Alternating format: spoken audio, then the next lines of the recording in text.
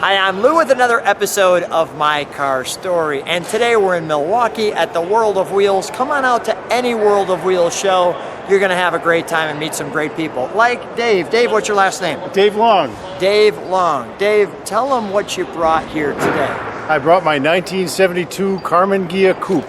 The Volkswagen. Yeah. The Volkswagen car. Now, why did I stop at yours in particular? What's the color on this one? The color is blood orange, which was factory color, offered in 1972. When did you get this car first? What was the first year you purchased it? I bought it in 1981. It was in pretty rough shape, and it stayed that way till recently when I fixed it up. How long did the restoration take? The actual restoration only took a couple of years, but it sat in my father's barn for a long time before that. I did drive it. Let's take a look at your father's barn car. Come right alongside me. So here is what looks like brand new, correct me if I'm wrong, 1972 Volkswagen Karmann Ghia. Correct. Holy cow. How many of these do you still see on the road? I don't see a lot. This 72 through 74 was the last year they made it, so there were only a few of this style. The older ones you'll see a lot more of. The ones that plug it into the 110 power. And it's got kind of this nostril-like nose to it, right? Yeah, these are air scoops that work with the, actually that's the defroster system. Is that right? Yeah, you turn that on, the air goes through these channels, and it mixes with the heat, which is not very good, and that's the defroster. So no fans in it whatsoever. So how does this open up? There's actually a pull? There's a little pull inside. And it flips open. And there you go. Okay, and it just opens up like so. And a little something to make sure you don't get your gas all over your car. Perfect. So let me show something. One thing is, the Karmann Ghia emblem is only on one side of the car. That's right. Let me show that, just so people realize that. You go to this fender, and it's not there. And you have your non-sport mirror, so that's your only mirror.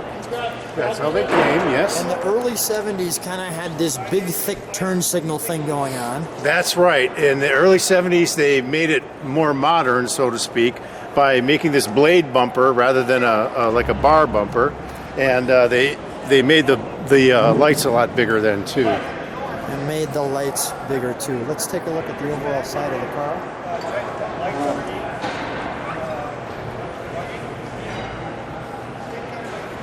So a little more squash than the Beetle, a little flatter, a little more sporty. Yes, same engine though. With the coupe. I put the little chrome across the strips. Yeah. And you put all new glass in this. I did. I had to go to England to get the passenger side glass because you just can't find the glass anymore. I had to go to England. I had to buy a sheet of glass from England for the passenger side. So what makes you so attached to the Karmann Ghia? Well, I had this car. I drove. It was my driver when I met my wife in college, and there's the answer. I just couldn't get rid of it, and her either, by the way. and the wife's still around too. Yeah. Well, that's very good, Dave. Car and girl still intact. Very nice. All right, let's take a look before we go into the interior. Let's take a look under here. Sure.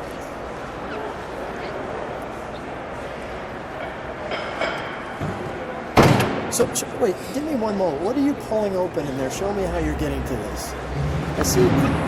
So you have to go in the glove box. Let me do that. Hold on, I'll get that with the camera. So you can reach everything in this car, but you have to go through the glove box. Is that the same with the gas filler too? The gas filler is right underneath here. Okay, so we're gonna go ahead, show me. Right, way down there. I'll jump in. So the gas filler's here, so that really the driver doesn't get to it. No. To a certain degree. But Okay. it's small enough you can reach. Okay, that's true. All right, go ahead. We'll open the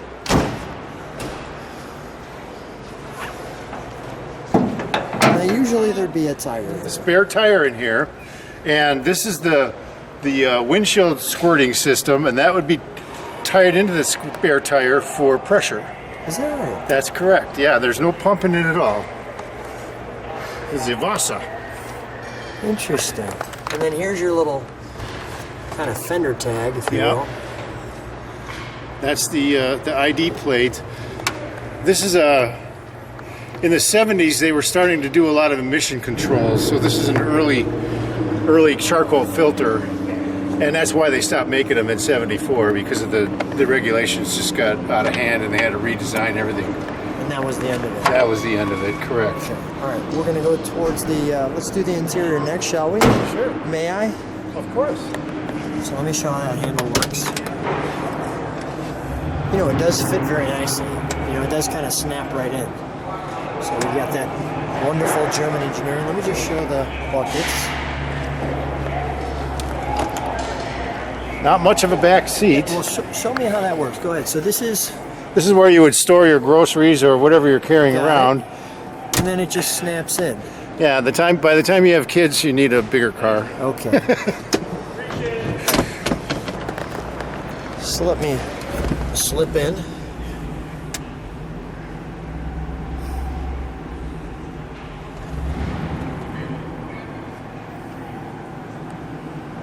Just nice and simple, right?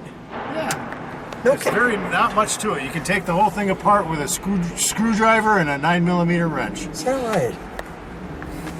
That's the original radio also. Hard to find because people took them out back in those days and replaced it with aftermarket. A Pioneer or Yep. something like that. Is this your emergency brake? What are these? Those are the heat, the left side and the right side. That's what it controls the heat. Gotcha. And the heat is not forced air at all. It just comes out of these little vents on the side, and then Go ahead, show me where the vents are. Oh, down here. Yeah. Got it. From the back of the car? yeah, it's just a hose that comes from under the back seat to there. And then if you want to put it on defrost, those two buttons under the radio are the defrost thing. And So there's it, your defroster. it would Got it. divert the heat from that, and then your air would come rushing in from the From the front. scoops. Let's take a look at the engine compartment, shall we?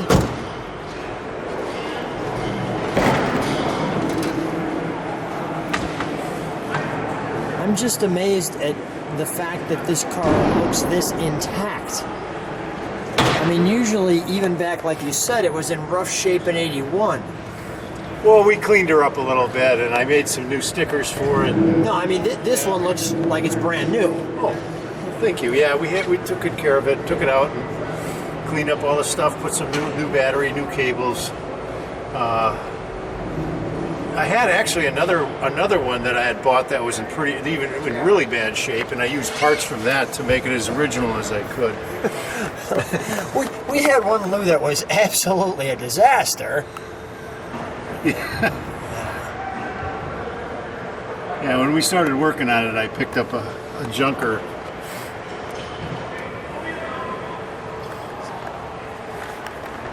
Let's hear.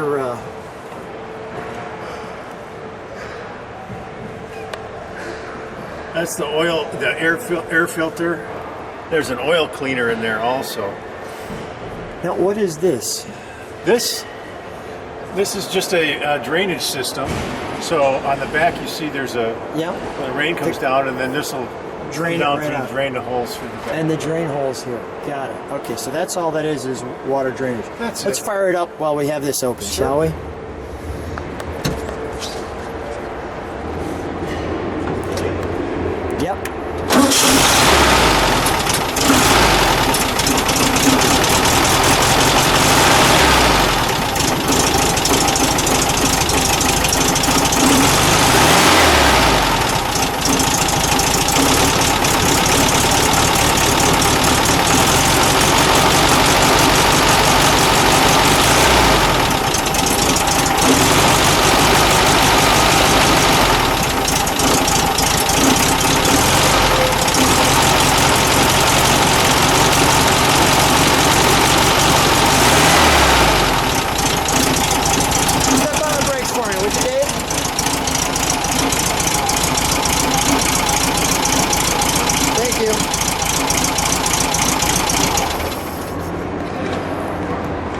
it gets warmed up, it sounds really nice. It's not sounding too bad right now, and it's always got that very familiar Volkswagen sound. I doesn't it? love that sound. When I'm driving around with my wife, it's just the coolest thing in the world to just hear that. People give me thumbs up, they're smiling. Everybody has a story about, oh, I had one, or I was in an accident in one, or They all whatever. remember My it. folks had one. That is great. Dave, pleasure meeting you. What a labor of love to put your Volkswagen back together. Such a wonderful thing for you and your wife. Thanks for being on My Car Story. You bet. Hey, great to meet you, Lou, and thanks again. My pleasure. All right.